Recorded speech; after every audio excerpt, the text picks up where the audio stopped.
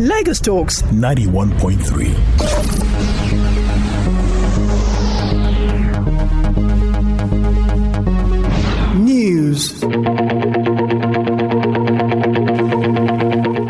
President Muhammadu Buhari has condemned the attack on at least 40 vigilante personnel who were killed at Yagode Forest in Jibia, Katsina State, and condoled with their grieving families.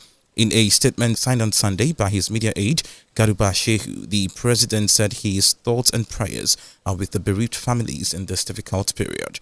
Reports say insurgents ambushed the convoy of the vigilante members who were en route to recover stolen cattle from unidentified gunmen while acting on a tip-off. The State Police Public Relations Officer, SP Gambo Isa, revealed that the vigilantes had traced the hoodlums to Gidan Gambo village in Kankara local government area, where 340 schoolboys were abducted in December 2020 before they were ambushed, with 41 of them killed and 2 others injured. The Speaker of the House of Representatives, Femi Gbajabiamila, says the lawmakers may reconvene if the hardship occasioned by the Naira swap continues.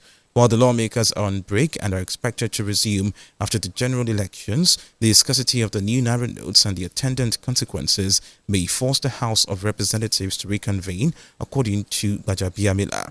Gbajabiamila, who lamented the situation, said the development is causing hardship to Nigerians and hailed the presidential candidate of the All Progressives Congress, APC, Bola Tinubu, for voicing out over the hardship triggered by the CBN's move. His media aide, Larry Lasisi, quoted the speaker as saying during a town hall meeting with some ethnic groups in Surulere, Lagos on Sunday that the independence of the CBN does not make it above the law, as the Constitution gives the House the power to issue an arrest warrant against anyone or summon anybody. In the meantime, the Association of Corporate Affairs Managers of Banks, ACAMB, has faulted claims that banks are hoarding the new Naira notes, but expressed optimism that the scarcity of the currency would end soonest. Its president, Rashid Bolariwa, said in a Sunday statement that banks are not in any way hoarding or holding back Naira notes or engaging in any act inimical to the avowed commitment to exciting customer experience. He insisted that ATMs are being loaded every day and cash is being paid as provided by the CBN, as regularly being checked by CBN inspectors and other regulators, including anti-graft agencies. While reiterating its support for the CBN's cashless policy, the association noted that banks have in the past weeks rolled out extra measures to ease the flow of Naira notes, which include deployment of extra technical support for online payments, additional staff deployment to counters to attend to cash transactions, and timely interbank and interbranch networking to bridge any gap. The Inspector General of Police, IG Usman Baba, has ordered full enforcement of the CBN Act 2007 that criminalizes the hawking and selling of Naira notes. According to a statement through the Force PRO, CSP Olumiwa Dejobi, the police IG was said to have ordered the arrest and prosecution of all individuals engaged in the sale or abuse of the Naira notes issued by the CBN. Baba also directed all supervisory assistant inspectors general of police and commissioners of police in charge of commands and formations to carry out the full enforcement. Borno State Governor Babagana Zulum has directed that any bank which refuses to dispense new Naira notes via automated teller machines, ATMs, and banking halls should have its land revoked by the state government. Zulum issued the directive in Maiduguri after visiting branches of banks to assess problems being faced by residents in trying to access new Naira notes via long queues at ATMs amid acute scarcity and hopelessness. He said only banks with genuine constraints that are verifiable will be spared. He further expressed dissatisfaction over the unavailability of neither the new Naira note nor the old ones, which is adversely affecting commercial activities in the state. The governor also urged the Central Bank of Nigeria to ensure the availability of the new notes at commercial banks for people to access their money. The Kaduna State government has advised the management of all public hospitals in the state to abide by the law banning cash payments and accept electronic cash transfers. The Kaduna State Internal Revenue Service had abolished and prohibited cash payments pursuant to the Kaduna State Tax Codification and Consolidation Law 2020, long before the current national currency swap. Its executive chairman, Dr. Ziad Abubakar, stated on Saturday in Kaduna that there is no justification, therefore, for public hospitals to reject electronic cash transfers. He was reacting to complaints that personnel of some public hospitals insisted on cash payments for services rendered. INEC chairman Professor Mahmoud Yakubu has assured that the bimodal voter accreditation system BVAS machines have never failed and will not fail Nigerians at the 2023 general elections. Speaking while assessing activities at polling units in the FCT where mock accreditation of voters were held at the weekend using the BVAS machines, the INEC boss explained that from the mock exercise witnessed, it took less than 30 seconds to accredit a voter, adding that this was the report INEC was getting from all the selected polling units nationwide. Yakubu also said that no incident of failure had been recorded as the machines performed optimally, while noting that at the upcoming general elections, INEC would transmit both the results on election day and the accreditation figures simultaneously, having also created a new Uniform Resource Locator URL on its result viewing portal where both the accreditation and results could be viewed. The Police Service Commission, the PSC, has approved the appointment of 3 Assistant Inspectors General of Police AIGs to the rank of Deputy Inspectors General of Police CIGs to ensure that the defined succession policy in the Nigeria Police was sustained. A statement by Ikechukwu Ani, the head of press and public relations of PSC, on Sunday in Abuja, said the commission had suspended the promotion of 19 senior officers for failing to appear for interview, where 8 commissioners of police CPs and 11 assistant commissioners of police ACPs. Ani said the new DIGs were appointed to fill the vacant positions created by the retirement of 3 DIGs representing the North Central, Northeast and Northwest geopolitical zones.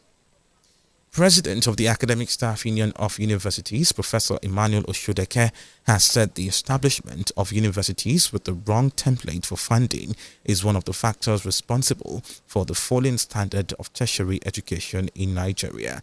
He stated this while delivering a paper at the 14th Ralph Okpara Memorial Lecture organized by the National Association of Sea Dogs in Benin at the weekend.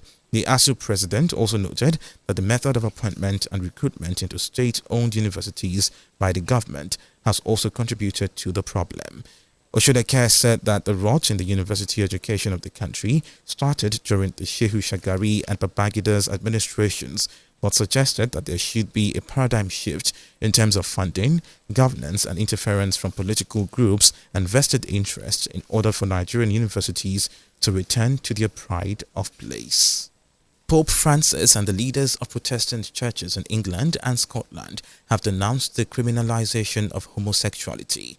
Speaking to reporters after visiting South Sudan, the Pope said such laws were a sin and an injustice. He added that people with homosexual tendencies are children of God and should be welcomed by their churches. His comments were backed by the Archbishop of Canterbury, Justin Welby, and Ian Greenshields, the moderator of the Church of Scotland, who also travelled with the Pope to South Sudan to call for peace in the war-torn country. It is the first time the leaders of the 3 traditions have come together for such a journey in 500 years. Pakistan's former president, General Pervez Musharraf, has died at the age of 79.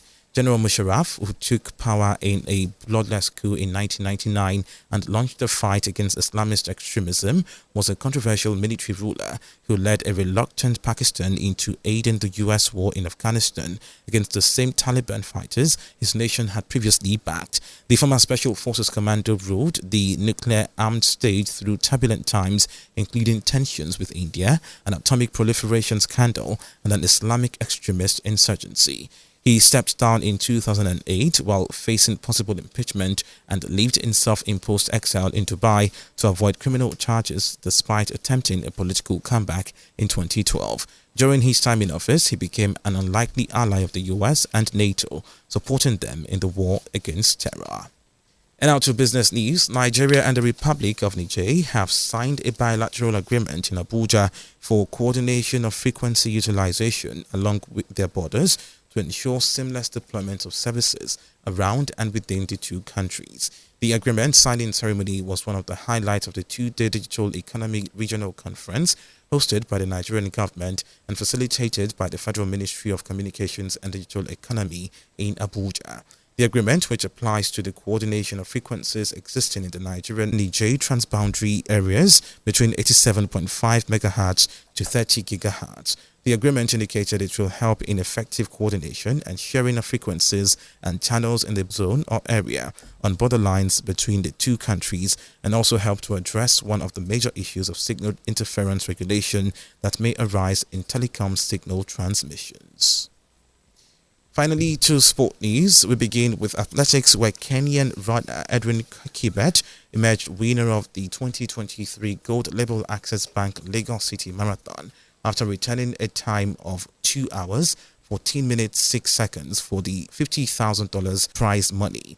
Kibet joined the League of Winners of Kenya-dominated 42 kilometers Gold Label Access Bank Lagos City Marathon as they won in 2016, 2017, 2020 and 2021. Ethiopian runner Dekeba Tafa also came second in 2 hours, 14 minutes, 54 seconds, while another Kenyan, Bernard Sang, came third in 2 hours, 17 minutes, 14 seconds. In the women's category, it was an all-Ethiopian affair as Alemense Guta won the race for the second time in 2 hours, 40 minutes, 42 seconds. To follow her feat in 2018, Urisa Kebede Chala, also from Ethiopia, came second in 2 hours, 40 minutes, 42 seconds, while Naomi Mayo, who came third at the 2022 edition, maintained her spot in the position with 2 hours, 40 minutes, 56 seconds. Algeria's hopes of winning the African Nations Championship (CHAN) on home soil were crushed in heartbreaking fashion as they lost 5-4 on penalties to Senegal in the final at the weekend. The local Teranga Lions edged host in a very tense final at the Nelson Mandela Stadium in Algiers in front of 39,120 spectators on a cold winter night. The Senegalese team complete the treble for the West African nation in a year that has seen them lift the prestigious Africa Cup of Nations (AFCON) as well as the beach soccer AFCON. Harry Kane became Tottenham's record goal scorer on Sunday, where he netted his 267th goal for the club against Manchester City. The 29-year-old England captain slotted home the only goal against the Premier League champions to move past Jimmy Greaves, who scored 266 goals for Spurs between 1961 and 1970. He is now also just the third player to net 200 Premier League goals after Alan Shearer, 260, and Wayne Rooney with 208. And that's it on the World News this morning.